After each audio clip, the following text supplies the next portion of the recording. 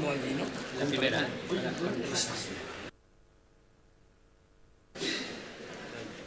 Pasa, dale, por favor.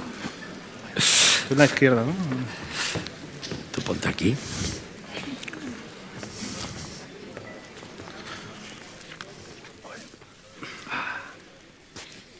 Impressiona este. Ara s'escuchen ja. Bueno, comencem. Primer de tot, moltes gràcies a tothom per venir. Començaré parlant castellà, jo crec millor, que així ens entenem tots, i el Nàvia també, que no creo que hables catalán, ¿no? No, pero lo entiendo bien. Continúa. La intimidad tampoco. Tampoco. Respeto demasiado la lengua para destrozarla. Pues nada, empezaremos hoy las sesiones de las magistrales dentro del proyecto de fotografía documental Objectiu Barcelona. Quería hacer simplemente un pequeño apunte, que creo que siempre somos muy de reivindicar y de pedir que se apueste más por la fotografía. Y siendo sincero, cuando este proyecto se me planteó desde el Ayuntamiento de Barcelona, al principio me dio un poco incluso casi de miedo de a ver cómo iba a salir, y quería agradecer por la respuesta que ha habido por parte del Ayuntamiento, porque ha sido muy positiva desde la charcha de centros cívicos y con todo el equipo que han hecho posible este proyecto. Y nada, presentaros a Nàvia, que yo creo que no hace falta presentación, y nada, y todo vuestro. Gracias. Bueno, muchísimas gracias. Buenas tardes. Bueno, siempre se dice estas cosas, ¿no?, cuando se empieza, y en este caso es verdad y es evidente, me hace muchísima ilusión estar aquí. Yo también quiero agradecer, lo primero, que una entidad como un ayuntamiento tome una iniciativa pública, una iniciativa a favor de la fotografía social en el mejor sentido de la palabra, y bueno, y agradecer a Samuel y al equipo que coordina todo este proyecto maravilloso que hayan decidido invitarme, y a partir de ahí pues intentaré como mínimo que pasemos un rato interesante, que hablemos de fotografía y no romper nada, que las cosas al menos queden como están hasta ahora. Me encanta estar aquí, me impone un poco este auditorio con forma de circos romanos, sospecho que van a soltar unos leones dentro de nada y nos van a devorar, pero por otro lado me parece, y no lo digo como una frase hecha, os lo prometo, me parece absolutamente emocionante una tarde de entre semana en Barcelona, donde hay montones de actividades, que nos juntemos tantísima gente para hablar de fotografía. Cuando se habla de la crisis de la fotografía, ahora todos son crisis, ¿no? Cualquier cosa podemos decir que está en crisis. Bueno, en este caso, evidentemente, hay algo que no está en crisis, que es las ganas de la gente, vuestras ganas de hablar y de escuchar y de discutir. Espero que tengamos tiempo al final, en fin, de disfrutar la fotografía. En ese sentido, bueno, estar aquí hoy me parece un lujo y es un verdadero regalo que me hacéis y que yo lo quiero tomar como tal, ¿no? Entonces, bueno, pues he tomado unas notas, porque claro, cuando estas cosas siempre son muy complicadas, ¿no? Cuando te invitan a una clase magistral, dices, joder, qué responsabilidad, ¿no? Porque claro, dices, bueno, pues me buscaré algunos maestros que la den por mí, porque uno tiene claro que otra cosa puede que sea, pero maestro no, desde luego. Pero bueno, yo creo que he tomado notas, voy a intentar seguirlas, aunque enseguida veréis que soy muy desparramado hablando y hago todo el rato paréntesis y entre paréntesis y subordinadas por aquí y por allá, pero sí que voy a intentar ajustarme porque sí me gustaría que este encuentro tuviera algo de clase, y lo digo sin ninguna connotación peyorativa, sobre todo para los que hayan sido malos estudiantes, que son tan respetables como los buenos. Pero sí me gustaría que no fuera simplemente hablar un rato, sino que bueno, máxime siendo la primera de las que vais a tener, en las que de alguna manera me han explicado un poco la estructura del proyecto, coincidís todos, sí me gustaría que al menos hoy nos fuéramos luego todos a casa o a tomar la cerveza o lo que hagamos cada uno, con algunas ideas simples pero potentes, y con algunos nombres pocos, pero que de verdad nos planteáramos reflexionar sobre fotografía. Como habéis visto, el título que enseguida me pidieron la gente del equipo de Samuel, y quiero citar en concreto a Inés, con quien ha sido un placer absoluto y un lujo trabajar por email, que es como se trabaja ahora, que es una putada, porque ya las chicas guapas no se las ve más que hasta el final. Pero bueno, quiero decir, cuando me dijo, lo primero, hay que poner un título. A mí eso siempre me horroriza, pero por otro lado está muy bien, porque ya pones un título y te obligas. Dices, bueno, pues ya sé lo que tengo que hacer.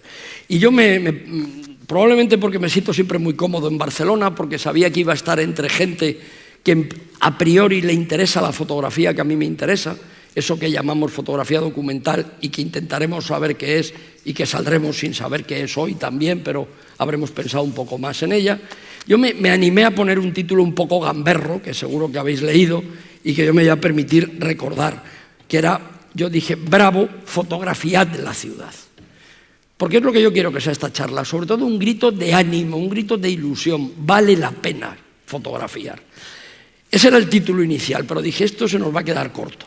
Y entonces se me ocurrió un paréntesis de esos que hago yo todo el rato, que dije, poco gamberro, y digo, y por favor, no os sintáis obligados a disparar, y lo puse entre comillas, street photography, ahora todo es en inglés, ¿verdad?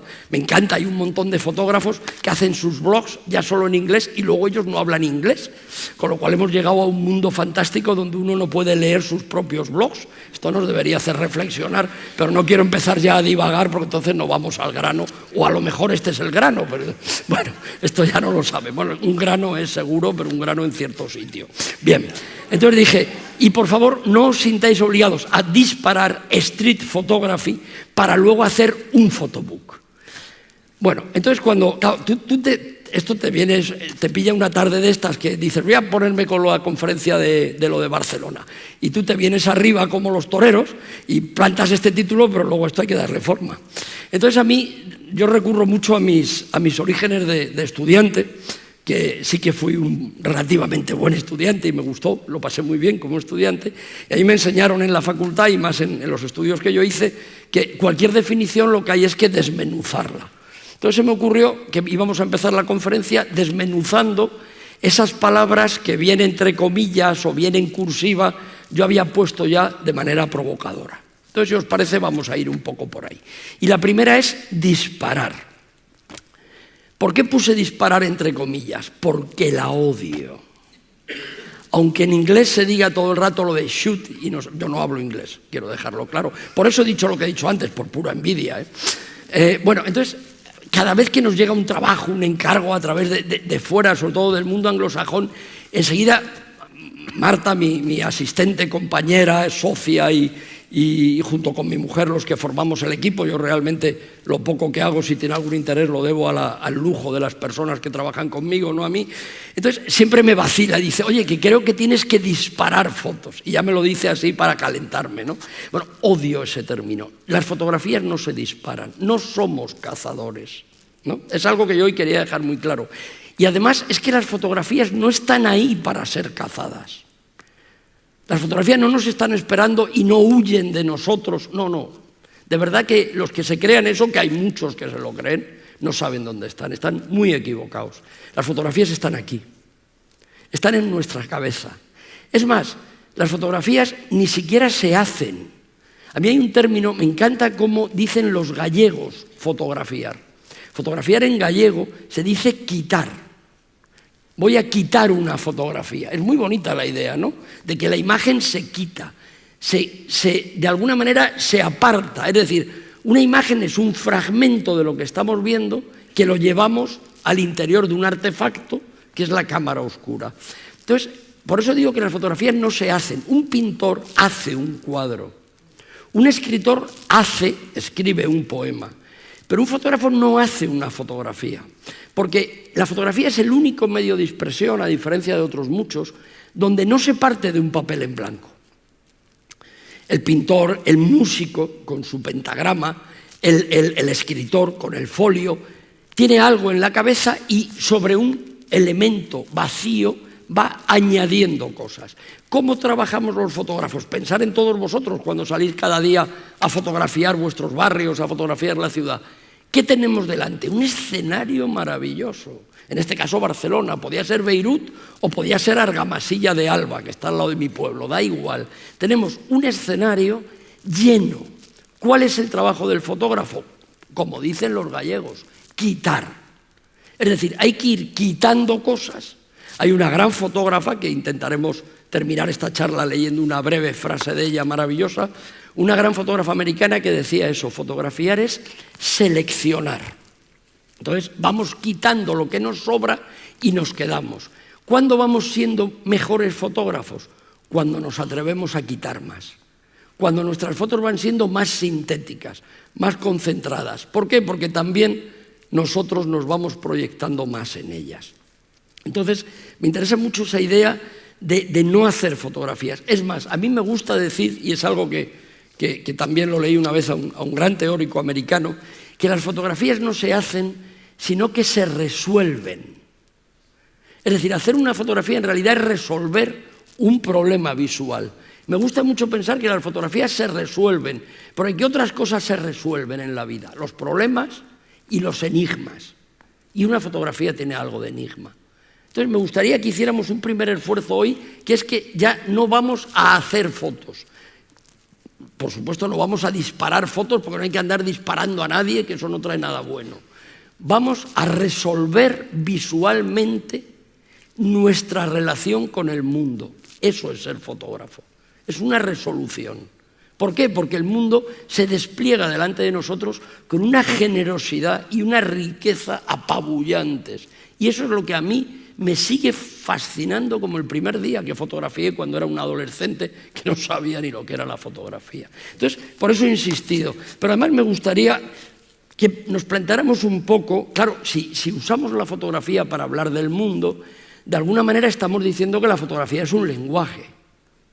Pero es un lenguaje un poco raro, me lo tenéis que reconocer. Porque si yo digo, cuando termine esto, yo no, pero Samuel o quien organice esta, dice, vámonos, todos sabemos lo que hay que hacer, levantarse y salir por la puerta y a casa, esto se acabó. Vámonos, está claro. Pero si yo pongo aquí una fotografía, claro que digo cosas, pero cada uno de vosotros vais a entender una cosa distinta. ¿Cómo tenemos la desfachatez de decir que es un lenguaje? Pues porque pese a todo lo es. Hay un teórico que además es alguien a quien os aconsejo leer y escuchar cuanto que tengáis ocasión, y gran fotógrafo y gran amigo mío, que a mí me gusta hablar de los amigos, que es Eduardo Momeñe, que muchos habréis oído hablar de él. Y a Eduardo le gusta siempre decir, y yo le cito, le traigo aquí ahora para que esté con nosotros también, a Eduardo siempre le gusta decir que la fotografía es un lenguaje más antiguo que la palabra. Y es verdad. Porque la fotografía evidentemente se inventa a mediados o en el primer tercio del siglo XIX, pero la imagen, ¿y qué es la fotografía si no imagen?, es anterior a la palabra escrita. La imagen, el hombre empieza a pintar, el hombre prehistórico, ¿no? La pintura prehistórica en las cuevas y en los abrigos, y todavía la palabra escrita no existe, ¿no? La prueba es que el momento en el que se decide utilizar para distinguir la prehistoria de la historia es la aparición del primer documento escrito. Pero cuando eso ocurre, madre mía lo que llevaba pintado el hombre. A mí me gustaría que nos paráramos un momento a pensar por qué diablos al hombre le da por andar pintando las paredes, ¿no? Vais a perdonar que beba, pero las noches de amigos en Barcelona antes de las reuniones estas, eso, y mi voz aguardientosa ya de nacimiento. Bueno, ¿por qué el hombre pinta en las cavernas? Pretende decir algo, eso es evidente. Si pretende decir algo, está llevando adelante un lenguaje, todo lo primitivo que queráis. Pero además hay algo fascinante. ¿Por qué pinta? Probablemente por motivos que podríamos considerar en un sentido amplio simbólicos o religiosos. Pero solo por eso, no. También pinta porque le apetece mostrar la belleza. ¿La belleza del mundo? Sí. Cuando un hombre pinta un bisonte, o en las cuevas de aquí, levantinas del Mediterráneo, pinta esas escenas de caza maravillosas, de hombres esquemáticos que parecen verdaderas danzas rituales. Cuando un hombre pinta eso, realmente no solo... Bueno, lo primero, obviamente, se está basando en algo que él ha visto y que le pareció fantástico cuando lo vio, ¿no? Que le pareció muy hermoso. Fijaros que de lo que estamos hablando es de un fotógrafo.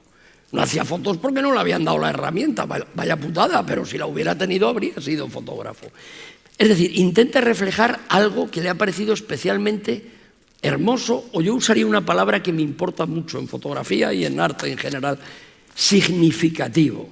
Pero además no solo intenta mostrar algo, intenta que la propia pintura, es decir, el signo lingüístico, lo que pinta también sea hermoso. Eso, vosotros debéis pensar, el primero está como una regadera, ¿cómo serán las otras clases magistrales que quedan? Pero tranquilos que lo que estamos hablando tiene mucho que ver con la fotografía. Pero me vais a permitir ir un paso más allá, seguir pensando en el hombre de las cavernas, que siempre es un pensamiento muy divertido. ¿Cómo pinta? ¿Quién pinta las paredes?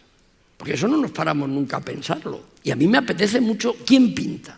O sea, Samuel y yo somos dos hombres primitivos, no nos falta mucho, más que el taparrabos.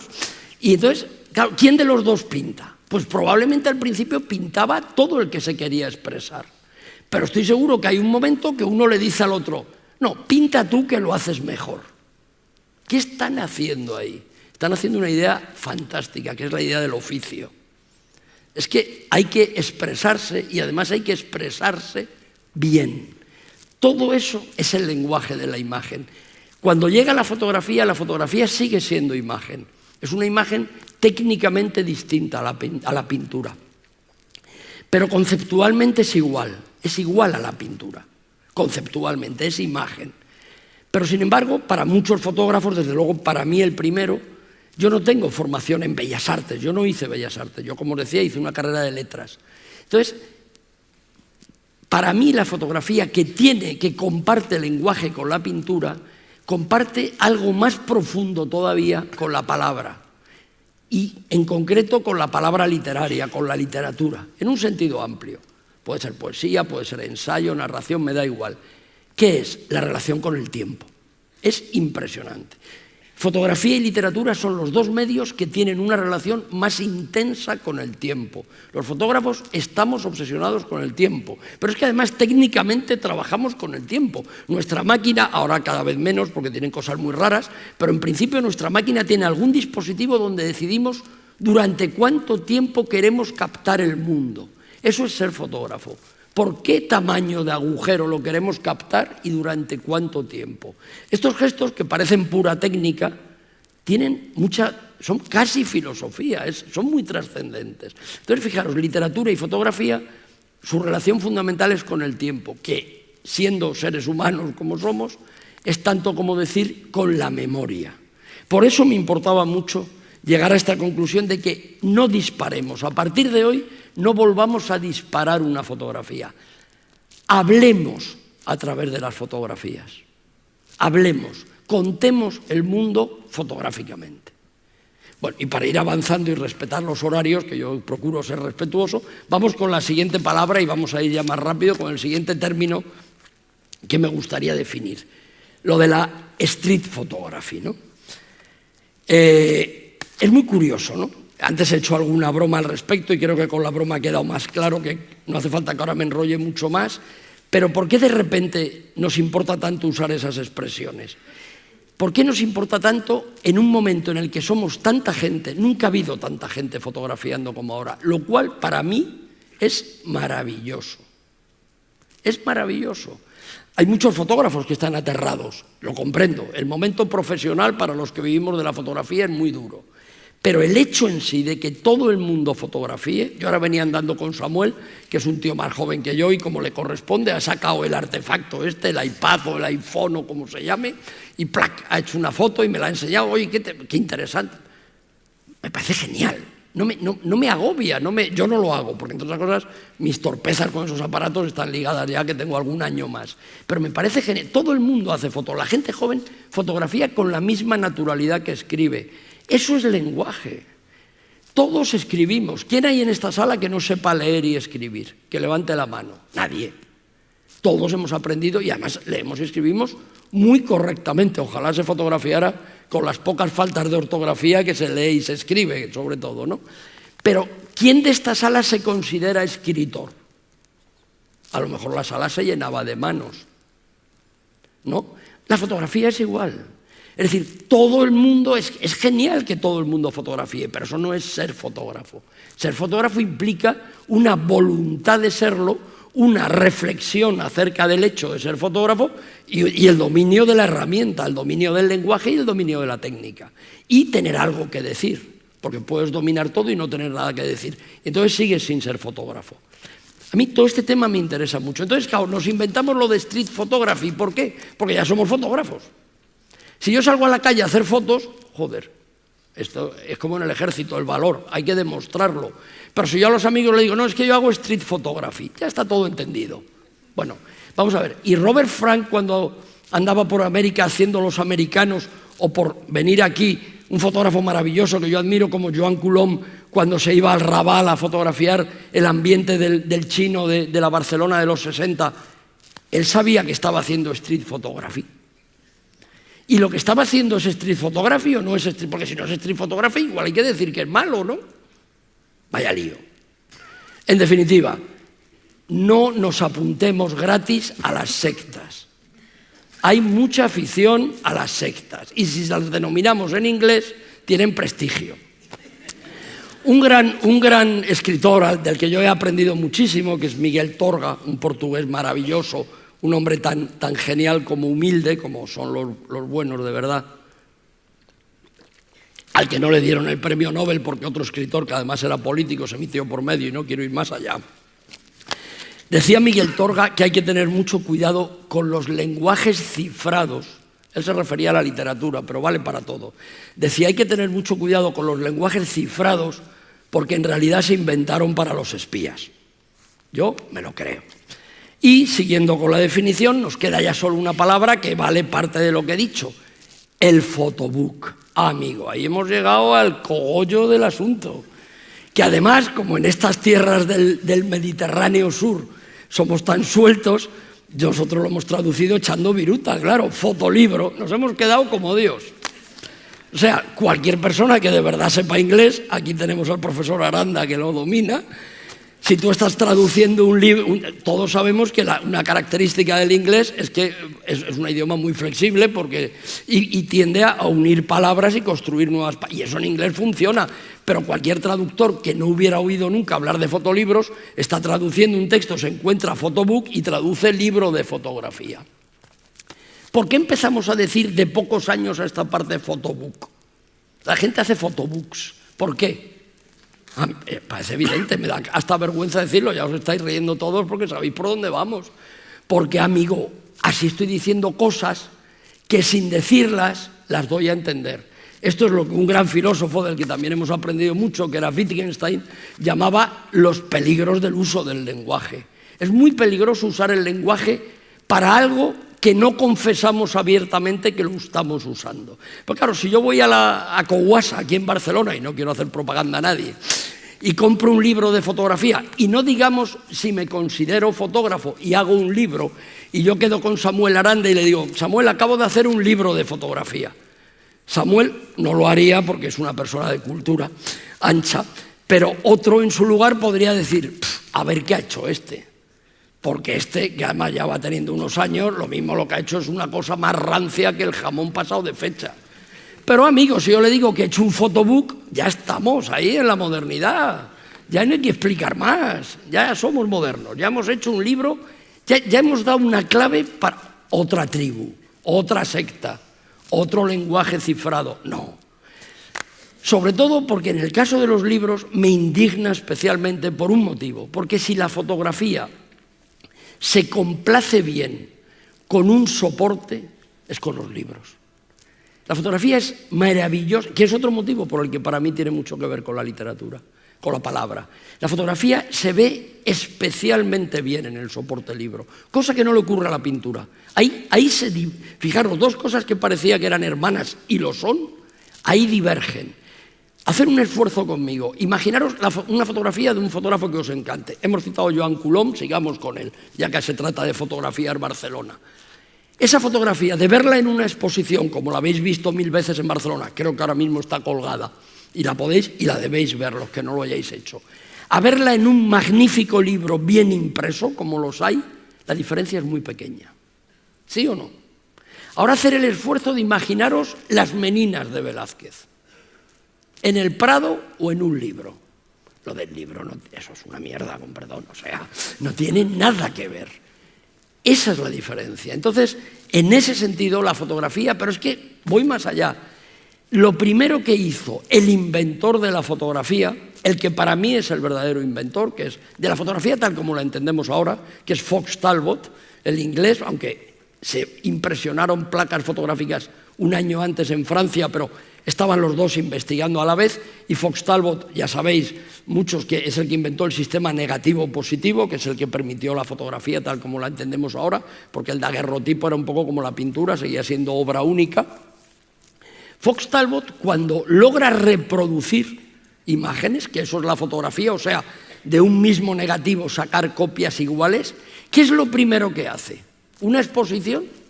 No, hace un libro. Entonces la pregunta del millón es, ¿y Fox Talbot estaba haciendo un fotolibro? Porque mira que si no hizo un fotolibro porque no lo sabía.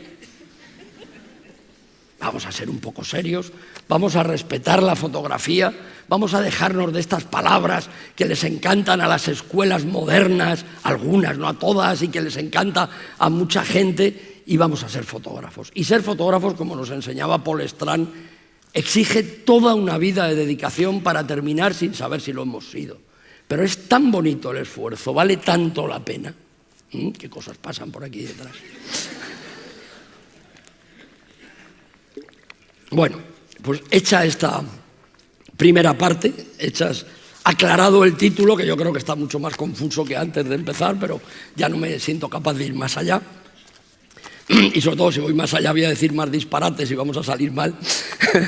Vamos a hablar un poco de la fotografía, de fotografiar las ciudades. Que fotografiar una ciudad no hay ninguna diferencia con fotografiar un campo de trigo. Hay una muy importante, que en un caso estás en una ciudad y en otro caso estás al lado de mi casa donde yo vivo ahora. Pero tu actitud mental es la misma, es la del fotógrafo. ¿Y cuál tiene que ser la actitud mental del fotógrafo? Hacer buenas fotografías. Porque eso sí sabemos lo que es. Yo no sé si mis fotografías son buenas y las sospechas que tengo no son muy halagüeñas, pero sí que os puedo decir que hoy estáis delante de un personajillo, que soy yo, que sí tengo una cosa que ojalá os pueda transmitir. Aparte de esa ilusión que no he perdido un ápice, sino todo lo contrario, cada vez se agranda más desde que empecé. Sí sé lo que es la buena fotografía. Y perdonadme la pedantería, os prometo que va a ser la primera y la última de esta conferencia, de esta clase, de esta charla. Pero sí sé lo que es la buena fotografía.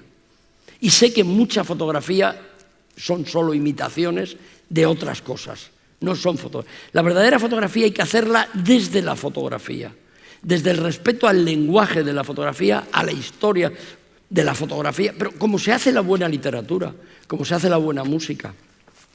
Se me ocurre ahora un ejemplo. Una vez al maestro Rodrigo, que os sonará, a la gente joven os sonará ya el Pleistoceno medio, era aquel músico español, un buen músico clásico que compuso una obra repetida hasta la saciedad, que era el concierto de Aranjuez, y una vez en una entrevista le preguntaron, pensando el periodista probablemente que le iba a provocar y iba a decir alguna, pues tenía fama de ser muy malas pulgas, además fue ciego una gran parte de su vida. Le dijeron, bueno, ¿y qué opina usted de la música ligera? Era cuando estaba el rock en su apogeo y el maestro Rodrigo, con la sabiduría que da saber de verdad, le contestó, mire usted, no hay música ligera y música clásica, hay música buena y música mala. Y yo creo que esto es aplicable a todo. Hay buena fotografía y tenemos que intentar, la única manera de intentar que nuestra fotografía sea medio buena es acercándonos a la buena fotografía. No nos dejemos confundir. Entonces, yendo a la fotografía de la ciudad, os voy a leer una reflexión de alguien, que enseguida os voy a decir quién es, pero prefiero leerosla primero, de alguien que dedicó una parte de su vida a fotografiar una ciudad. Y decía, ahora viene ese momento estrella en el que tengo que buscar las gafas, porque si no, no puedo leer nada. Dice, hacer el retrato de una ciudad es un trabajo sin fin. Querer emprenderlo es ya en sí mismo algo pretencioso, ya que aunque el retrato pueda alcanzar un cierto grado de verdad, no será nada más que un rumor de la ciudad, tan poco significativo como poco permanente. Ya veis que os pone el listón complicado, ¿eh? Bueno, este personaje es nada menos que uno de los grandes fotógrafos y probablemente padre del documentalismo, de la fotografía documental, que era Eugene Smith. Smith, el gran fotógrafo, del que se siguen dando unas becas muy afamadas en Estados Unidos, las becas Eugene Smith, dedicó 2 años de su vida a fotografiar una ciudad americana. Vamos a ver ahora imágenes y así empezamos a ver fotos, que es algo que no quiero dejar de hacer hoy, que es la ciudad de Pittsburgh. Pero antes, si bajamos un poco, si queréis, la luz y vamos ahora tiene que funcionar el mando, todas esas cosas que yo nunca creo en ellas. Acojonante, funciona todo. Estamos en Barcelona y en el Museo del Diseño tiene que funcionar, claro. En la ciudad del diseño y en el Museo del Diseño tiene que funcionar. Bueno, fantástico, muchas gracias. Bien, bueno, pues Eugene Smith, conocéis a este. Os he puesto un par de fotos solamente para saber de quién hablamos, ¿eh? Son estas 2 fotografías, esta imagen maravillosa, ¿verdad? Que no hay dudas de en qué país está hecha, ¿verdad? Es bastante evidente. Bueno, este es el Eugene Smith famoso. Eugene Smith, a mediados de los años 50, era el fotógrafo más famoso de Estados Unidos, lo cual quiere decir más famoso del mundo, ahora es parecido. Pero sobre todo estaba publicando, él tenía un contrato de exclusividad con la gran revista ilustrada de la que hemos aprendido todos, que era la revista Life, y en ese momento, agarraros bien a la butaca, la revista Life estaba tirando 12 millones de ejemplares a la semana. Había nacido ya, pero estaba empezando a popularizarse la televisión. Todavía no. Bueno, entonces en ese momento Eugene Smith hace una reflexión sobre lo que está haciendo, ahora os leeré más párrafos de él maravillosos, y decide abordar otro trabajo, que es, casi voy a poner la otra imagen, porque quedarnos todo el rato con los guardias civiles, ¿verdad? Parece que impresiona, tampoco hace falta llamar al diablo. Bueno, entonces... Bueno, esta es su gran imagen, una de las más famosas, que si os fijáis es una composición clásica, casi religiosa, es el viejo tema en pintura de la Pietà, ¿no? La madre que sostiene al hijo. Es una foto completamente montada. Claro, esto de la fotografía documental, bueno, aquí cada uno ha hecho de su capa un sayo. Esta fotografía hay que empezar porque la madre jamás se metió en el baño con el hijo, se metió en esta foto para hacer la foto porque se lo pidió el fotógrafo. O sea, quiero decir que la fotografía tiene más trampas que un payaso de circo, ¿no? Y tampoco está mal conocerlas. Pero bueno, luego vamos a hablar más de esto. Pero sí quería que situáramos bien a Smith. Entonces, Smith hay un momento de su vida en el que decide que tiene que cortar con todo eso, que siente que lo que está haciendo es muy espectacular, socialmente comprometido, el sueño de tantos fotógrafos, pero ¿qué hay de él en todo eso? De él como autor. Entonces decide abordar otro trabajo, y un viejo editor gráfico, como tantos, ¿no? Europeo de antes de la guerra, que por culpa de la Segunda Guerra Mundial emigró a Estados Unidos, Stefan Laurent, que fue probablemente el padre del moderno fotoperiodismo en Alemania, el primero que hizo revistas ilustradas con un sentido moderno. Todo esto, gracias o por desgracia, de la Segunda Guerra, de la llegada del nazismo al poder, toda esta gente, y la Segunda Guerra Mundial, toda esta gente se fue para Estados Unidos. Entonces Stefan Laurent le llega a sus oídos que Eugene Smith quiere hacer algo tal, y le hace un pequeño... Él estaba haciendo un libro sobre Pittsburgh. Para los que no lo sepáis, Pittsburgh es Bilbao. Es decir, era la ciudad del hierro, la ciudad de los altos hornos, de la industria metalúrgica en Estados Unidos. Una ciudad que ya empezaba en crisis, porque lo de las crisis... O sea, cada rato hay crisis, esto lo digo para tranquilizarnos, ¿no? Entonces Eugene Smith piensa que puede hacer un trabajo personal reflejando ese tema de Pittsburgh. Bueno, claro, ¿el problema qué es? Pues el problema que hay siempre con la fotografía. Cuando uno quiere hacer un trabajo más personal, pues el compromiso es mayor, el tiempo necesario es mayor y el beneficio económico desaparece. Esto está inventado. Bien. A él le consiguen un encargo por 15 días de trabajo para que trabaje en Pittsburgh. Se quedó 2 años en Pittsburgh. Vendió todo lo que tenía. El resultado final fue dramático.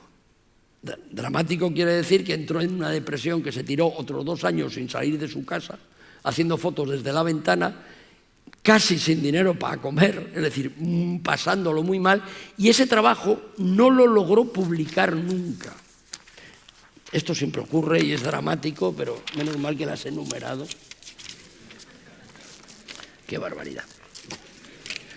Bueno, espero poderlo reconstruir. No logró publicar, es que claro, me voy emocionando, me olvido de las notas, que está bien, pero hay un momento que claro, luego para leerlo esto va a ser un lío, así. No lo logró publicar nunca, ese trabajo. Un fotógrafo que era la estrella del momento, al que le quitaban los temas de las manos en live. No lo logró ver publicado, solo lo logró publicar pasados años en una revista de fotografía. Y claro, como se publica en las revistas de fotografía sin cobrar, que esto ya lo sabemos todos los fotógrafos, ¿no? Te llaman siempre para, primero te elogian mucho a tu mayor gloria y luego te dicen, por cierto, ya sabes que no te podemos pagar. Bueno, ya sabéis, los que no lo sepáis lo vais a saber pronto. Bueno, entonces, si os parece, antes de ver, yo quiero que veamos el trabajo de Pittsburgh juntos, porque es un trabajo que a los que no lo conozcáis, que podéis ser bastantes, porque este es el Smith que conocemos todos, yo creo que os va a sorprender. Es un trabajo maravilloso. Es un trabajo que él es conocido hoy día en el mundo de la fotografía como Pittsburgh Project, el proyecto Pittsburgh, pero él lo denominó Dream Street. Sabéis que dream en inglés es sueño, pero no de dormir, sueño de ensoñación, de soñar, ¿no? Dream Street, ya veréis por qué lo tituló así. Pero primero os voy a leer la reflexión que hace Smith y la que hace un gran historiador sobre él antes de ver las imágenes, para que las veamos con un nivel de profundidad mayor. Smith, que escribía mucho, antes de abordar cada trabajo, y es otra idea que dejo caer, escribía mucho, ponía por escrito sus reflexiones antes de fotografiar. Yo personalmente y humildemente es algo de lo que he aprendido muchísimo. Decía Smith, no buscaré saber qué es lo que sea cada individuo en tanto que persona completa, ya que el individuo en este ensayo es un elemento singular en un conjunto que es la ciudad. Y Pittsburgh, la ciudad de Pittsburgh, es mi proyecto y el único individuo a conocer. Es decir, él que siempre había buscado, bueno, lo va a decir ahora, sigo leyendo. En este ensayo, fotográficamente al menos, y contrariamente a otros de mis ensayos, como aquel sobre la comadrona, o el que hizo en la Aldea Española, que fue muy famoso, o tantos otros, en este ensayo, contrariamente a otros de mis ensayos, no buscaré conocer a ningún individuo en tanto que persona. La ciudad, ella misma, es el individuo a conocer. Él siempre había hecho esos reportajes, el médico rural, la aldea española, la comadrona, enfermera y comadrona.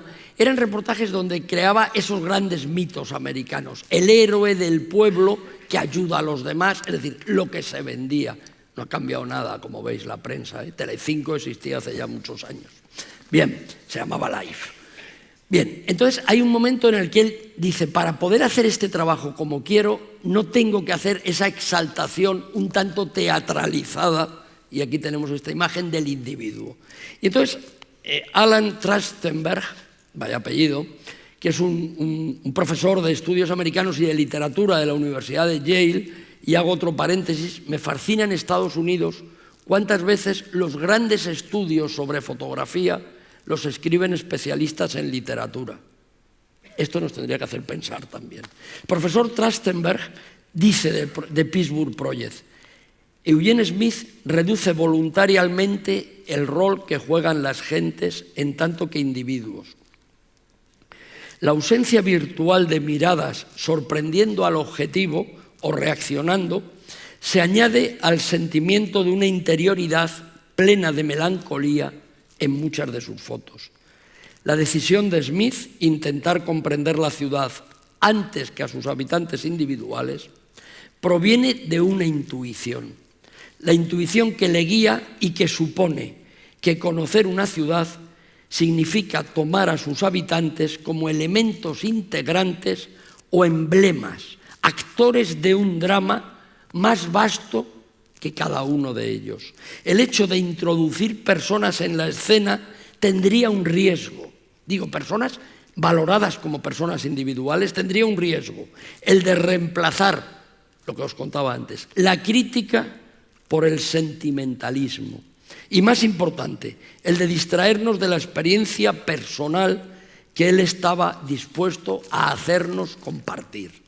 Este es Smith, ahora lo vamos a ver, y simplemente deciros que esta idea de ver la ciudad como un ser vivo es una idea muy americana de esa época. Hay un libro maravilloso de un escritor que es William Carlos Williams, un gran poeta americano, que se llama Patterson, y hace exactamente en literatura lo que hizo Eugene Smith en fotografía, convertir a la ciudad en la protagonista.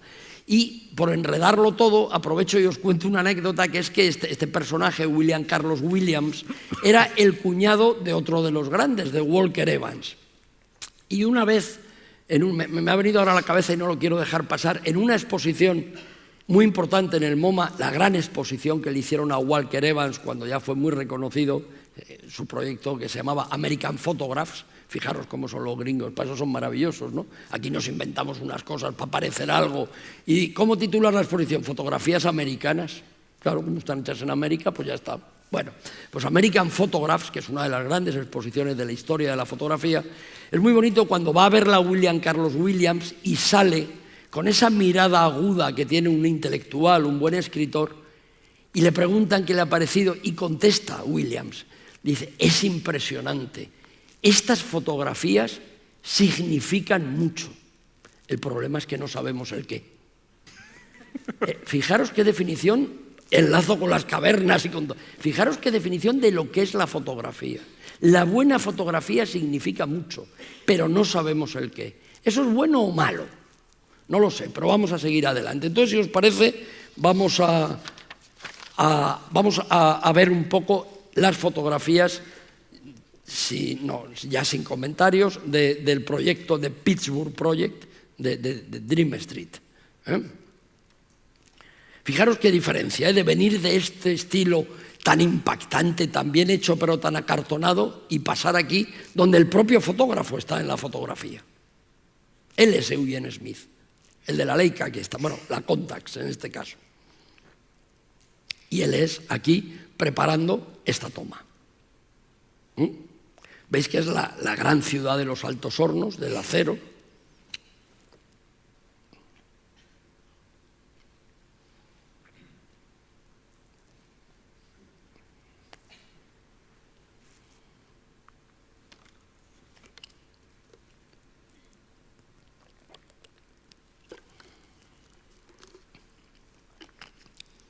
Siempre es un fotógrafo de una seguridad visual aplastante, ¿verdad?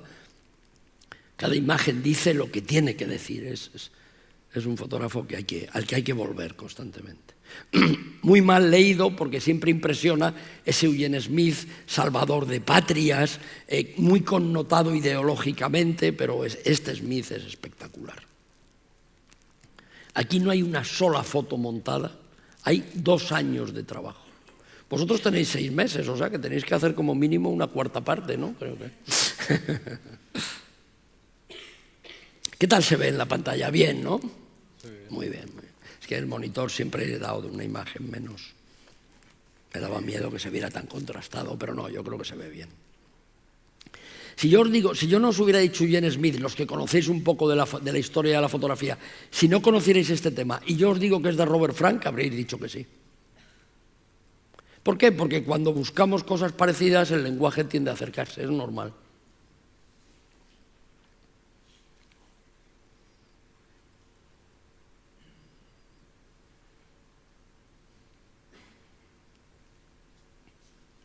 Voy un poco rápido, perdonadme, pero así os abro las ganas y luego no hay más que ir a la biblioteca y buscar Eugene Smith. Y a ser posible, Pittsburgh Project.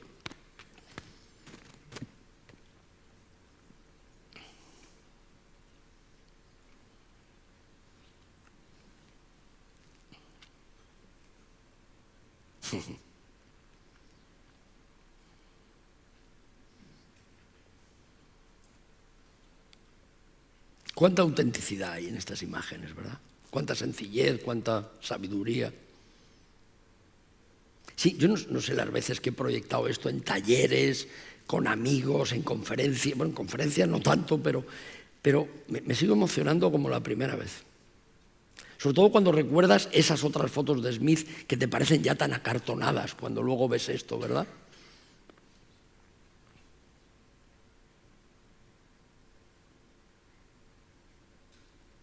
también es siempre un poco gamberro, que es bueno con el poder. Pero qué moderna, qué fotografía tan moderna en su momento. ¿Cuántas puertas abrió esto?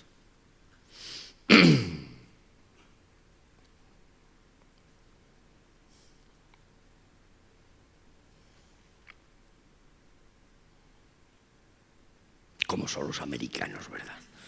Tienen un cuajo. Qué obsesión con los cisnes en Pittsburgh. Es un tema que tengo que investigar. ¿Qué coño les pasa con los cisnes en Pittsburgh, no?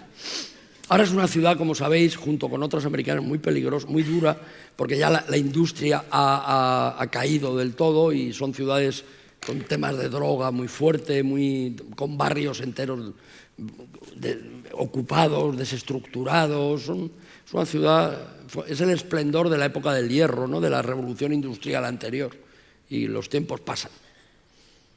Ya veis por qué el proyecto se llama Dream Street, ¿verdad? Qué bonito.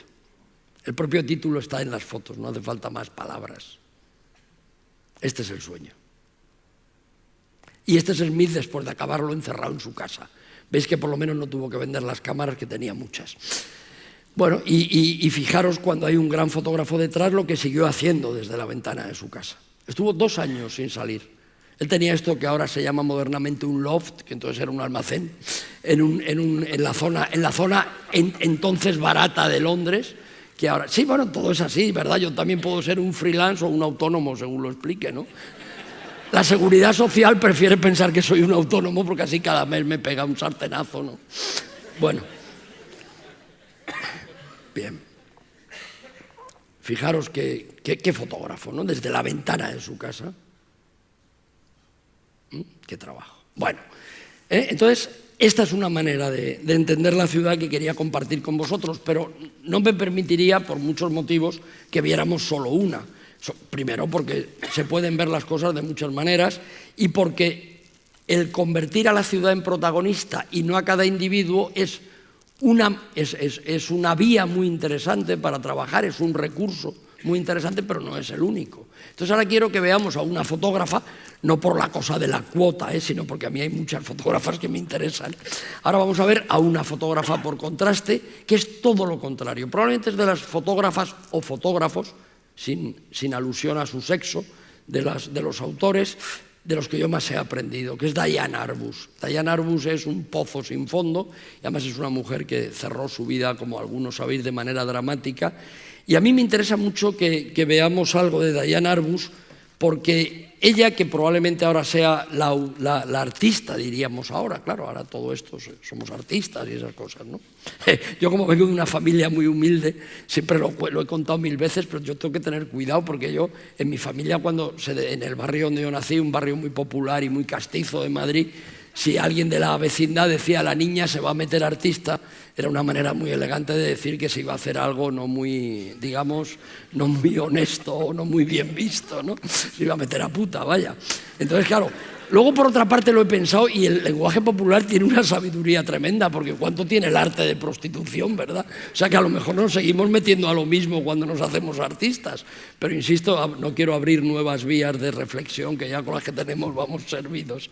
Bueno, por Diane Arbus, que ahora mismo es considerada probablemente, no probablemente, numéricamente, que es lo que importa en las subastas, es una de los artistas que han utilizado soporte fotográfico más valorados, es decir, las fotografías vintage, que se dice ahora también vintage, ¿no? O sea, antiguas. Las copias de época de Diane Arbus son las copias más cotizadas, de las más se llegan a pagar sumas muy importantes.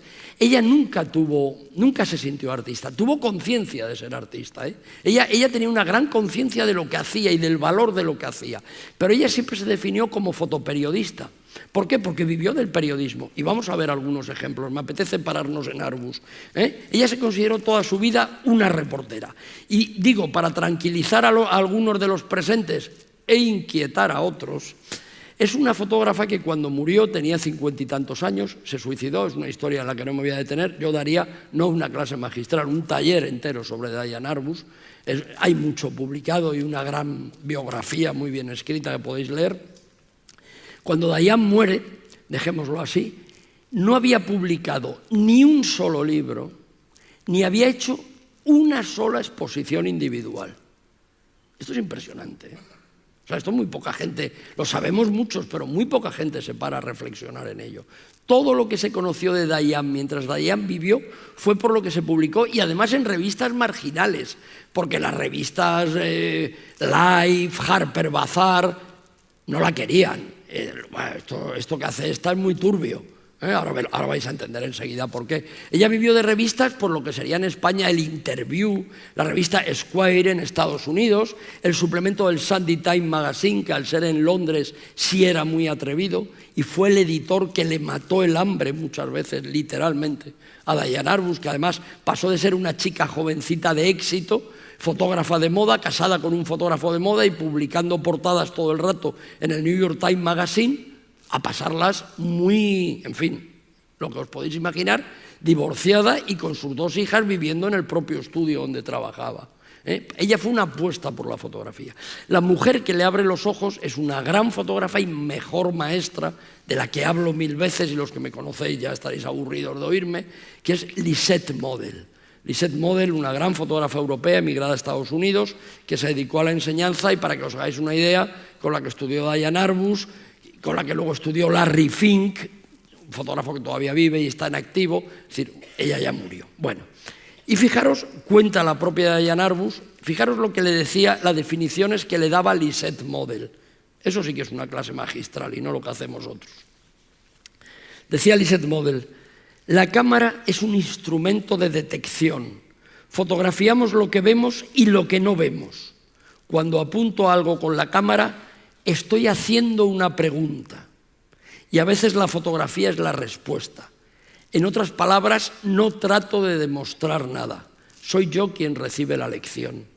Fijaros qué es lo que le pasó a Eugene Smith. ¿Por qué se va a hacer Pittsburgh a morirse de hambre o, como decimos vulgarmente en ambientes profesionales, a comerse los mocos? ¿Por qué lo hace? Porque era consciente de esto. Porque no se trata de dar lecciones, se trata de que la realidad nos las dé a nosotros. Y eso lo tenía muy claro Lisette Model. Y decía Diane Arbus, hablando de su maestra, a la que siempre llamó maestra, decía: hasta que estudié con Lisette, yo soñaba con fotografiar en lugar de hacerlo. ¿Cuántas veces nos ha pasado a todos, no? Lisette me aconsejó que disfrutara cuando fotografiaba, así que comencé a hacerlo y después aprendí a disfrutar del propio trabajo de fotografiar. Y esto es muy bonito, porque hay como 2 tipos de fotógrafos que cada vez están más claros, de fotógrafos y de muchas otras cosas. La gente que fotografía pensando en su obra, que tiene todo el respeto, pero es otra manera de fotografiar. Es decir, que lo que le importa es, él ya está pensando en el libro, en la exposición, en cómo lo va a enseñar. Y la gente que fotografiamos, permitirme ponerme en ese grupo, porque lo que nos importa es fotografiar, es ser fotógrafos. Yo os diría a todos los que estáis aquí, para animaros y terminaros de convencer, que sé que no hace falta, de la buena decisión que habéis tomado participando en este proyecto, que este es el mejor oficio del mundo, incluso con crisis. El mejor, porque es un oficio en el que te pagan por mirar y por estar ahí. Un escritor puede escribir sin haber estado ahí. Hay casos de famosos corresponsales de guerra que han hecho obras que literariamente son maravillosas y nunca estuvieron. Un dibujante puede dibujar algo que no ha visto, un fotógrafo no. Un fotógrafo documental, tal como lo entendemos al menos los que estamos aquí sentados, tiene que estar ahí. Y esa es la droga de la fotografía. Ese es el morbo de la fotografía, es impagable. Tú tienes que estar ahí. Y como enseñaba el viejo Robert Capa, y cuanto más cerca estés, mejor será la foto. A mí eso me sigue emocionando. Bueno, pues Lisette, a una fotógrafa que viene del dinero, hija del padre de unos grandes almacenes como el Corte Inglés de Estados Unidos, que hace lo que le da la gana, que vive como una niña mimada, llega alguien que le dice: hay que disfrutar del propio trabajo de fotografiar. Y luego continúa: Lisette me habló de cuán antigua era la cámara fotográfica y de que la luz imprime una imagen en la capa de plata de la película al igual que lo hace la memoria. Fijaros qué es lo que yo os estaba diciendo antes del tiempo y la memoria. Qué frase, ¿no? La luz imprime una imagen en la capa de plata de la película, en el sensor. Me da igual, no hay ninguna diferencia. Al igual que lo hace la memoria. Es maravilloso. Esa es la Diane que vais a ver ahora. Entonces, ¿qué le ocurre a Diane? Diane es la antítesis de lo que hemos hablado antes. A ella solo le importa el individuo. Es más, cada vez le interesan más los límites del individuo, la gente extrema, los enfermos mentales, los deformes, los enanos. Es decir, se empieza a interesar por la gente, lo que llamaríamos, dicho entre comillas y con todo el cariño, casi los desechos de la sociedad. ¿Por qué? Porque ella decía, son los verdaderos héroes, porque desde que nacieron han aprendido a vivir con el dolor. Es impresionante. Vamos a ir viendo a Diane. Esta es la primera Diane, no es la más conocida. Muchos de vosotros no conoceréis estas fotos, ojalá, porque también, ya que me pagan, tengo que venir y contaros algo nuevo, ¿verdad? Entonces, esto es uno de sus primeros reportajes publicados en la revista Square. Le encargan un reportaje, y ahora vais a ver lo que es la personalidad de una fotógrafa, le encargan un reportaje sobre Nueva York. Ella tiene la genial idea de titularlo El viaje vertical. Eso es Nueva York.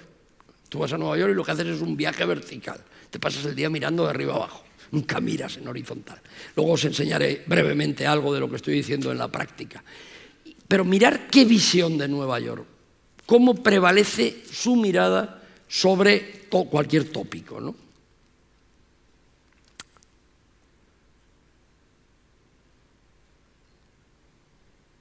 Tuvieron que alucinar cuando recibieron Nueva York en la redacción. Si queda alguno vivo, todavía lo debe recordar y contárselo a los nietos el día del cumpleaños, ¿no? Pero está en Nueva York, ¿eh? El que conozca Estados Unidos, el que sepa algo de esa época de Estados Unidos, yo he visto este trabajo con gente de edad que ha vivido en Estados Unidos, eso es también Nueva York. Es tanto como el Pittsburgh que habéis visto antes. Fantástico tipo, ¿verdad? Y terminó como termina todo. Así, esta es la última foto del reportaje de Nueva York. Este personaje anónimo en la morgue. Bueno, esta es, y no me voy a detener mucho porque quiero, dentro de un orden que algo nos pasaremos, pero si os cansáis, levantáis alguno la mano y decís, venga, ya no te enrolles más. Pero quiero ir un poco rápido y no quiero dejar de ver algunas cosas. Esta es la primera Diane. Esta es una Diane, fijaros que es una fotógrafa muy influida, como nos pasa a todos, por la fotografía de su época. Volvemos a lo mismo. Si yo os digo que esta fotografía o esta son de Robert Frank o son de Helen Levitt, os lo creéis, los que conozcáis un poco esa parte. Es fotografía de calle americana, Leica, paso universal, 35 milímetros, mucho grano, porque en esa época la película rápida daba grano. Fijaros en esta foto. También, maravillosa, ¿no? Por otra parte. Pero ahora voy a ir un momento atrás y os voy a pedir un esfuerzo. Sencillo. Mirar solo los rostros de los personajes. Olvidaros del contexto. Vamos a mirar los rostros. Son impresionantes, ¿eh?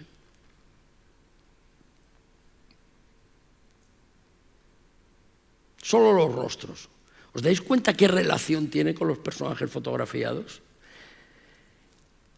¿Qué es lo bueno de trabajar con buenos maestros?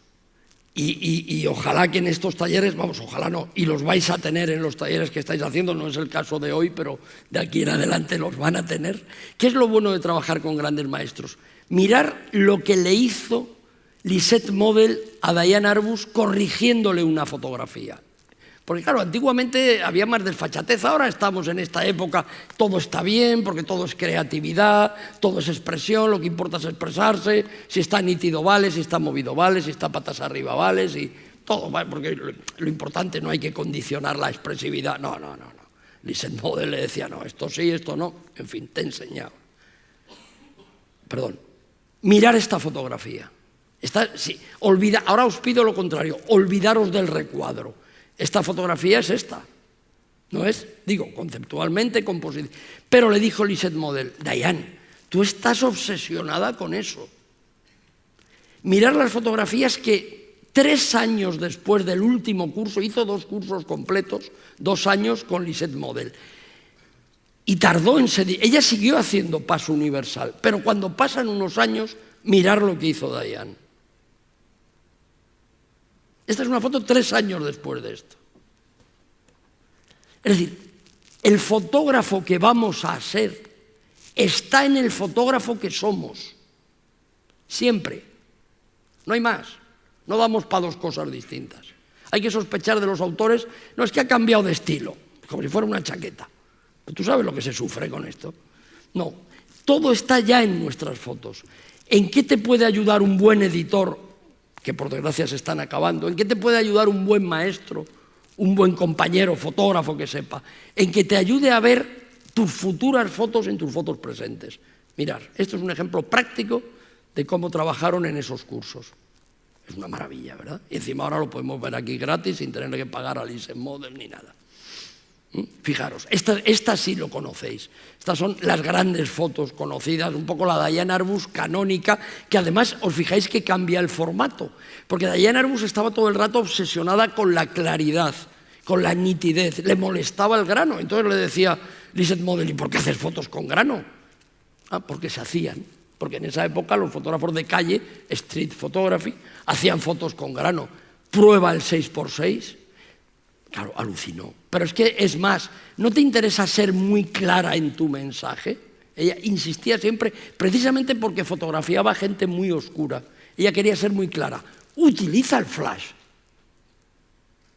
Formato medio y flash. Esa es la Diane Arbus que queda en los museos. Son decisiones técnicas muchas veces. No son grandes conceptos raros, no. Decisiones técnicas. Ahí la tenéis trabajando, en Central Park. Tan tierna y tan menudita, ¿verdad? Es un personaje que se hace querer siempre, Diane. Fijaros qué trabajos. ¿Cómo es Estados Unidos, eh? Vale para todo.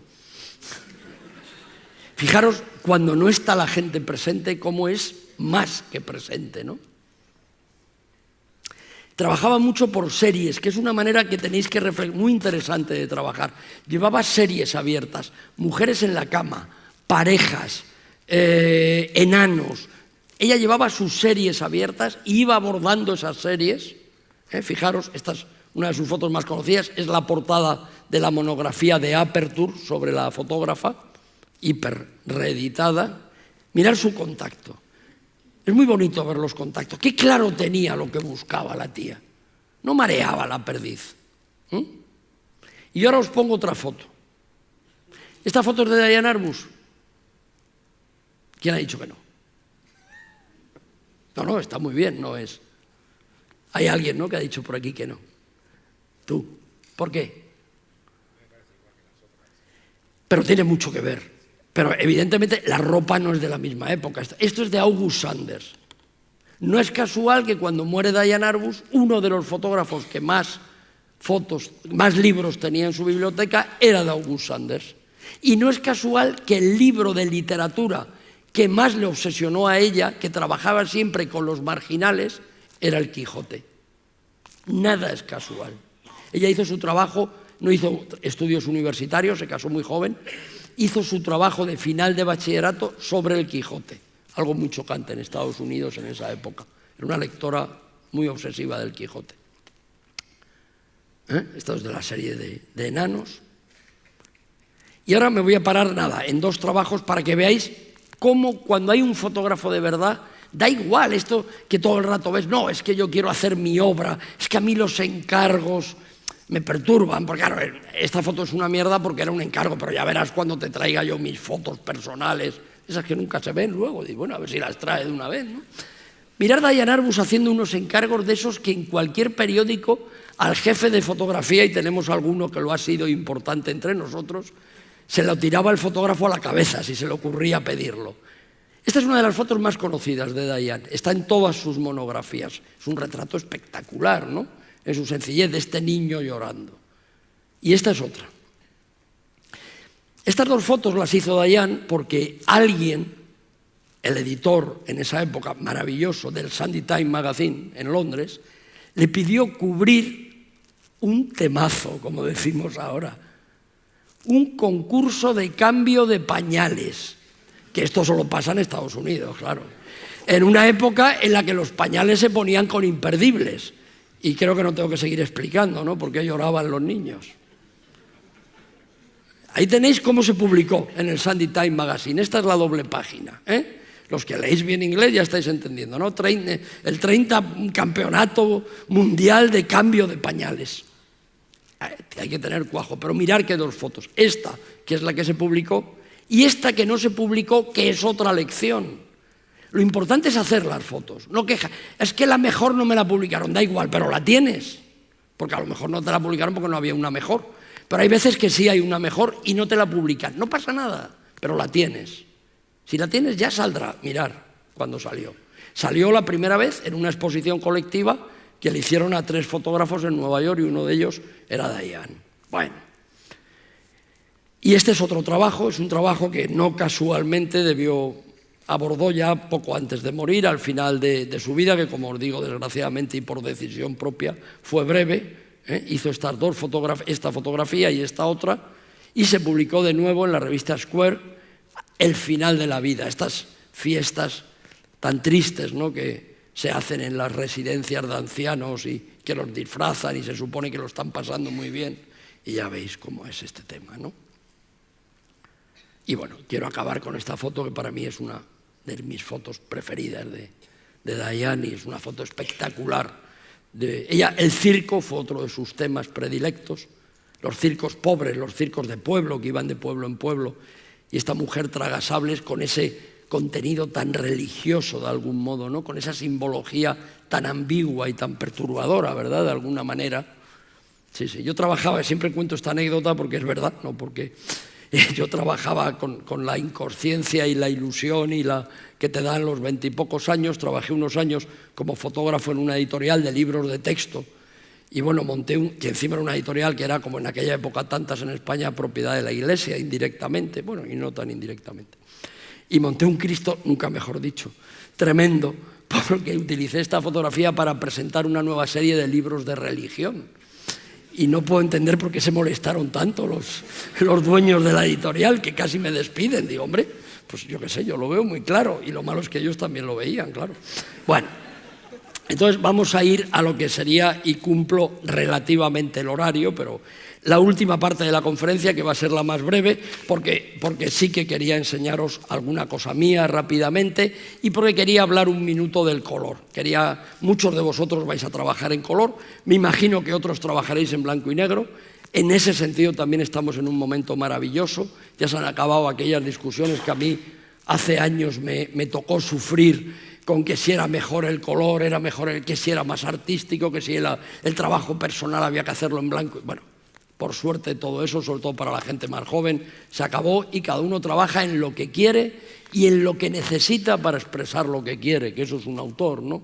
Y yo, bueno, pues quería, entonces antes de poneros un par de trabajos muy rápidamente, quería leeros una reflexión del fotógrafo que ha sido uno de los grandes maestros del color, y el primer fotógrafo, todavía vive, ya es muy mayor, William Eggleston, al que el MoMA, que es un poco como el Vaticano del arte contemporáneo, como sabéis, el primer fotógrafo al que el MoMA le hizo una exposición en color. El gran director de fotografía del MoMA de muchos años, Zarkowski, por fin dijo, vamos a hacer una exposición. Entonces, como digo que es como el Vaticano, como el MoMA había expuesto el color, por fin el color quedó consagrado como un medio de expresión tan válido y tan artístico como el blanco y negro. Y es muy bonita una muy breve reflexión que hace sobre el color William Eggleston. Dice Eggleston, en blanco y negro se sugiere, en color se afirma. La sugerencia da mucho margen, es decir, el blanco y negro. Pero la afirmación, es decir, el color, exige absoluta certeza. En color no se producen casualidades felices. Nada es gratuito. Y eso los que hemos trabajado, como es mi caso, que yo dejé el blanco y negro a una edad relativamente temprana, convencido de que quería hacer un color mejor del que hacía entonces, y el blanco y negro para mí era un refugio, y por eso decidí abandonarlo para trabajar a la intemperie. Todos los que hemos hecho de manera pasional color, sabemos que el color no perdona, pero sobre todo que no todo se puede hacer en color. El verdadero trabajo del fotógrafo en color es trabajar el color. La psicología de la Gestalt nos enseña que en la percepción lo primero que vemos antes que la forma es el color. Y algunos lo vemos bastante mal, como en mi caso. Yo creo que por eso me obsesiona tanto. Soy un poco daltónico. ¿Quién lo diría, verdad? Nos metemos en unos berenjenales en las personas. Entonces, de alguna manera, ¿cuál es el trabajo cuando trabajas en color? Convertir el color en luz. Esto John Berger lo explica muy bien y los pintores lo tienen muy claro, los buenos. Es decir, que el color no sea algo puesto en la fotografía, que no sea una fotografía como si fuera en blanco y negro, pero que tiene colores, sino que cuando tú ves la fotografía, esa fotografía necesariamente tenga que ser en color, porque el color no es algo añadido, es que el color es la luz de la fotografía. Convertir el color en luz. Los que hacéis color, quedaros con eso, esa campanilla ahí molestando y quedaros un poco con estas palabras tan sabias del gran maestro del color que es William Eggleston, uno de ellos, ¿no? Hay muchos, pero uno irrefutable, ¿no? Entonces vamos a ver un momento. Yo he traído dos cosas. Por un lado, y arriesgándome después de poneros a Diane Arbus, os he querido mostrar un trabajo mío de hace muchos años, la época en la que todavía trabajaba en soporte químico, sobre Nueva York. Nueva York es como la reválida, ¿no? Uno va a Nueva York a pasar la reválida. Entonces, en un momento en el que yo ya llevaba un tiempo publicando en El País semanal, un suplemento que tuvo una época larga, la ha tenido muy brillante fotográficamente, en España era un poco de lo mejor que había, junto con el suplemento de La Vanguardia y alguna cosa más. En un momento dado yo estaba haciendo una serie de reportajes. A mí Nueva York no me interesa nada. Lo digo de antemano, es decir, pero no me interesa no por nada, me fascina para ir, visitar los museos, comprar libros, pasear por la ciudad, pero fotográficamente a mí no me interesa fotografiar en lugares que para mí son exóticos. Y mi cultura no tiene mucho que ver con Nueva York. Todo mi trabajo se mueve en entornos que de alguna manera culturalmente me son cercanos. Tengo mucho miedo a lo exótico, porque lo exótico te produce fotos aparentemente muy bonitas, pero en las que queda poco de ti. En cambio, yo cuando estoy en Marruecos, a quien tengo presente es a mi abuela Ana, que como buena sevillana de pueblo era más bereber que los bereberes. Y cuando estoy en América Latina, ¿qué os voy a decir? Y cuando estoy en el Mediterráneo, y cuando estoy aquí al lado en la Provenza, ¿no? O en el Rosellón, que teníais que reclamarlo de una vez y unirlo en la futura independencia. Y que esto crezca, que no se quede solo en lo que es. Bueno, no quería dar un mitin. Pero bueno, quiero decir, cuando yo de alguna manera, porque he leído a Pla en Cataluña, porque he leído a Delibes en Castilla, porque he leído a Miguel Torga en Portugal, cuando estoy en lugares, y los he leído porque hablan de mi propia vida, porque su familia podía ser la mía, porque eso es lo que a mí me interesa fotografiar. A veces, por culpa de los dichosos portugueses, me he tenido que ir a Macao, en China, pero yo he estado en Macao y no se me ha ocurrido ir a Shanghái, que son unos salvajes y hablan inglés. Yo he estado en Macao creyendo que hablaban portugués, que no lo hablaba casi nadie, pero eso es otro problema. Quiero decir, me interesa mucho trabajar con las claves. Entonces, yo no controlo Nueva York, pero fue una exigencia para aprobarme un proyecto muy caro que yo quería hacer. Te lo aprobamos, pero uno de los reportajes tiene que ser Nueva York. Yo me quedé planchado, digo, Nueva York. Y además sobre un libro que ni yo había leído ni me interesaba nada en ese momento, hasta que lo leí, que era El guardián entre el centeno, de Salinger, que muchos habréis leído. ¿Qué ocurre? La prueba de que un encargo te puede también ayudar a dar un paso, ¿no? Entonces, bueno, os voy a poner un poco estas imágenes de... Como es color, que si no se ve bien bajáis un pelín la luz, porque por suerte no tengo que leer nada más. Pero bueno, claro, tú llegas a Nueva York y esto es un tipo de fotografía que has visto mucho, ¿no? Te fascina el color, cómo viste la gente. Entonces tiendes a hacer un tipo de fotografía. Enseguida tuerces el encuadre, tú te haces más moderno que los modernos. Pero ese no... Bueno, a mí me interesa mucho, como os decía, trabajar el color. Esta señora con pelo de taxi, estas cosas, bueno, bien.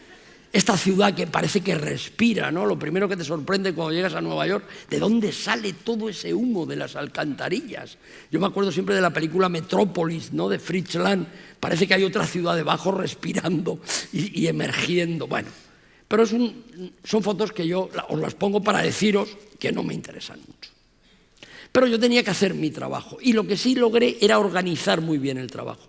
Yo trabajé durante 16 o 17 días en Nueva York y solo me moví entre la calle 35 y Central Park, porque era donde se movía el protagonista del libro. Yo nunca intento ilustrar, es un error la fotografía de ilustración, termina siendo además muy pretenciosa. Para mí la literatura es el estímulo, es la llama que prende la fotografía. Entonces yo leí Guardián entre el Centeno, me pareció una gran novela, cosa que yo la había despreciado hasta entonces, incultura por mi parte, y dije, bueno, yo no voy a ilustrar. ¿Qué hago para evitar el riesgo de ilustrar como para cuando dejé de hacer blanco y negro? Yo soy muy dado a ponerme problemas, a ponerme barreras. Como la novela ocurre en invierno, yo me voy en pleno verano. Ya es muy difícil ilustrar. Pero el espíritu de lo que le pasa a ese chaval, para los que no conozcáis la historia, es una historia maravillosa, un chaval que un poco dejado de la mano de Dios por parte de los padres, que vuelve del internado y le quedan unos días libres en Nueva York, ¿no? Entonces yo intenté vivir, yo ya no llevé la novela, yo lo había leído en Madrid, nunca me llevo el libro, yo en ese momento no sé lo que estaría leyendo, igual estaba leyendo a un poeta argentino, no lo sé. Nunca me llevo el libro, pero ya lo había leído, lo había hecho mío y yo dije, bueno, yo me voy a mover y voy a ir a los lugares donde él iba, simplemente, y a ver qué sale. Y esto primero que iba saliendo, bueno, pues está ahí, sirve, pero no era lo que, insisto, fotografía es muy potente. Nueva York, si te dejas, te lleva. Entonces ya empiezo a hacer interiores, empiezo a ser un poco yo, ¿no? A cerrar un poco el encuadre, a buscar gamas cromáticas más, pero sigue siendo una fotografía, pues eso, que yo no la siento muy mía y ahora con los años cuando la veo, menos. Pues un poco más, pero bueno, esto es la estación, porque el chaval también viaja en tren y yo iba a Central Park, a la Penn Station, que es esta. Estaba en un hotel en la calle, la que llamaban la calle del infierno, la 44, el hotel era infernal, desde luego, hacía, ¿no? Bueno, el ambiente de la estación.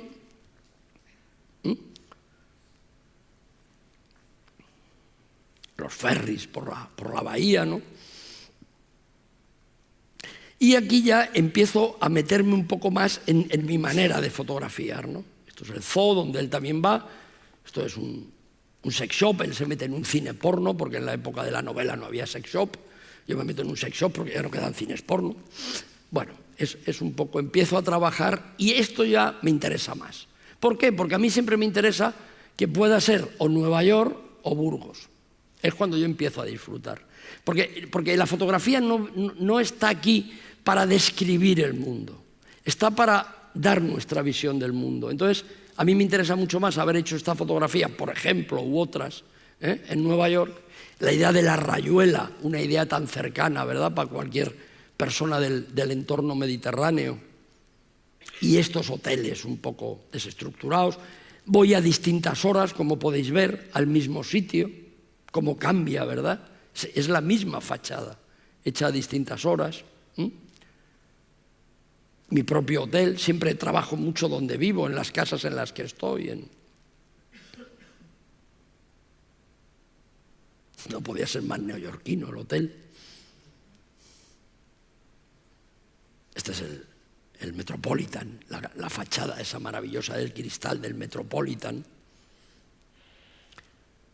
Y, pues como es Nueva York, siempre está todo en obras, ponen unas vallas maravillosas, las rotulaciones son muy bonitas. Estados Unidos hay una imagen, un sentido de la imagen muy especial. Y esta fotografía, que es una fotografía que me acompaña desde entonces, de esta mujer que podía ser casi nuestra abuela o nuestra madre, y que es entrañable y que está en Nueva York. Y veis un poco todo lo que os decía del color, ¿no? Hay un momento en el que el color ya no es color, es la luz de la fotografía. Cuando vas logrando eso, dices, bueno, aquí puede que haya algo un poco más. Y os voy a enseñar, porque me gusta hacerlo ocasionalmente, cómo pusimos esto en página. Pero además fue una época en la que yo pude controlar absolutamente la puesta en página. Como a veces un tema, 15, 20 días de trabajo, se pueden resumir en 8 fotografías. 8 hechas de manera muy simple, pero para llegar a ellas ya veis que hay un proceso, ¿no? Fijaros, es la misma fotografía, esta es la doble página de la revista, ya con la rotulación, muy bien rotulada, por cierto, y es la misma fotografía tal como se publicó en su día. Es una puesta en página muy atrevida, hoy no se puede hacer. O sea, esto es un lujazo de papel, había dinero, había publicidad, pero vais a verlas. O sea, yo di pocas fotos, pero muy valoradas. Son 4 dobles páginas, que es una pasada, 5 en total. Esta también así, con imágenes que habéis visto. Y esta del Hotel Penn, ¿no? Y luego el texto iba atrás sin imágenes. que es una fórmula que a mí como editor, cuando me ha tocado hacer de editor, me importa mucho. Lo escribió Bernardo Achaga y lo que me hizo mucha ilusión es que cuando yo le mandé a él las fotos para que las viera, el escritor vasco, él me dijo, él es un experto en Salinger, es un colgado con Salinger, me dijo, ostras, es que estaba viendo la novela. Eso me interesó mucho. Con estas fotografías, que no parecen, ¿verdad? Dice, esto es Nueva York. Bueno, yo como tenía la suerte de que había visto a Diane Arbus, humildemente y sin ser Diane Arbus, dije, pues si ella no hizo más que gente dentro de casa, ¿por qué tengo yo que hacer rascacielos? Porque sea español y más pobre y un poco más torpe, ¿no? Pues yo tampoco voy a hacer rascacielos. Y así fue como publican. Bien. Y luego he elegido, bueno, esta es la segunda página donde dimos unas fotitos arriba en forma de contacto para que la gente del periódico se quedara tranquila. Y esto que os voy a poner ahora, y con esto ya sí terminamos de verdad, es un trabajo muy personal. Esta es la casa donde yo nací, fotografiada hace unos años en Madrid. Es un trabajo que llamaríamos ahora, que está esto muy de moda, muy personal. Es decir, es de mi último libro, que se llama Nostos, que hemos hablado antes de él, que está editado aquí, además, en Barcelona, por una nueva, pequeña y muy activa editorial y muy valiente, porque ha publicado esto. Y bueno, es un libro que se llama Nostos porque Nostos significa viaje y retorno en griego, y para no enrollarme, el primer Nostos y el más famoso fue la Odisea. Entonces, he querido que el libro sea en sí una reflexión del viaje. Entonces, para terminar mi exposición en este encuentro, que ahora espero que charléis vosotros un rato y que charle también Samuel, lo que he elegido son unas cuantas, 20 o 20 y pico imágenes que reflejan cómo está la ciudad presente en mi trabajo. Hay muchos territorios. Hay territorios rurales, hay paisajes, es un libro todo desarrollado en territorios de interior.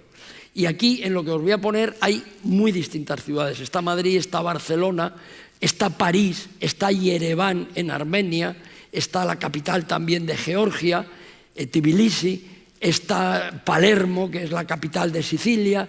Hay ciudades está la Provenza, ciudades muy distintas, pero son siempre ciudades. Entonces he elegido lo que para mí también es la ciudad, que no tiene que ser a lo mejor street photography, porque claro, ¿qué vas a hacer? Pues si no sabes hacer street photography, ya no hacer fotos en las ciudades, pues es un lío. Bueno, pues yo hago fotos, yo vivo las ciudades de una manera determinada que quiero compartir hoy con vosotros. Claro, por ejemplo, esto es el chiste del libro, y no me extiendo más. Yo os he dicho que está en la casa donde yo nací y todos habréis pensado, bueno, pues este es el interior de la casa de sus padres. Pues no, esta es la casa donde yo dormí en Armenia, en Yerevan. Pero la pongo así porque la casa de mis padres tenía un papel pintado y un sillón idéntico a estos.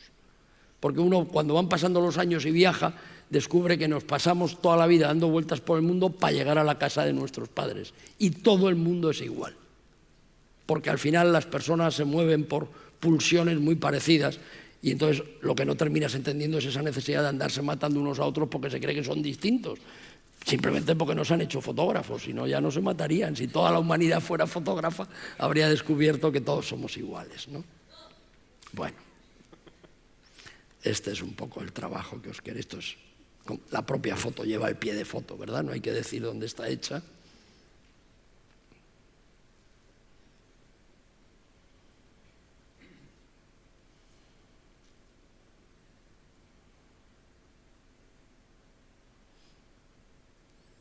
A veces no hay que irse a buscar la guerra muy lejos, ¿no? Esta pared todavía se puede ver en Madrid, eso es un impacto de metralla de la guerra civil.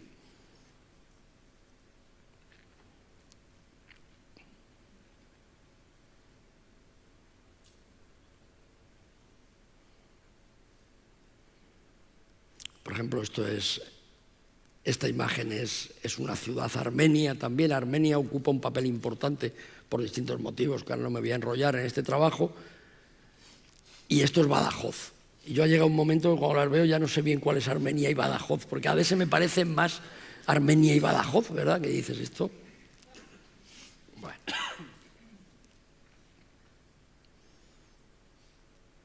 Esta es la gran ciudad de la mafia siciliana.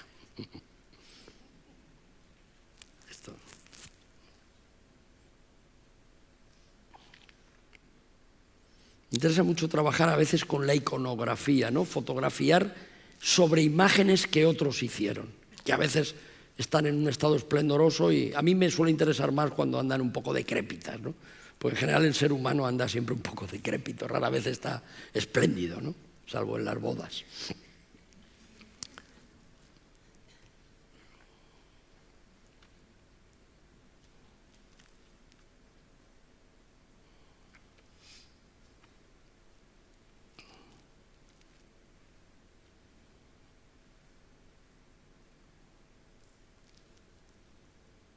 Esto es aquí al lado, en el barrio de Gracia, en Barcelona. A veces que solo se puede estar en una fiesta, ¿verdad? También.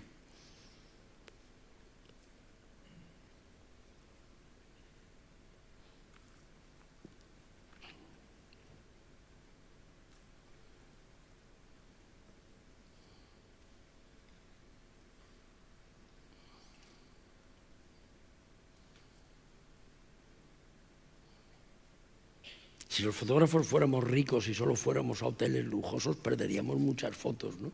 ¿Cuántas fotos me han dado los hoteles cutres a mí? Esto no hace falta que os diga dónde es, pero la chica podía ser de aquí, de cualquier barrio de Barcelona o de Almería o de, bueno, o de Amán, o de... es Marruecos, ¿no? Evidentemente.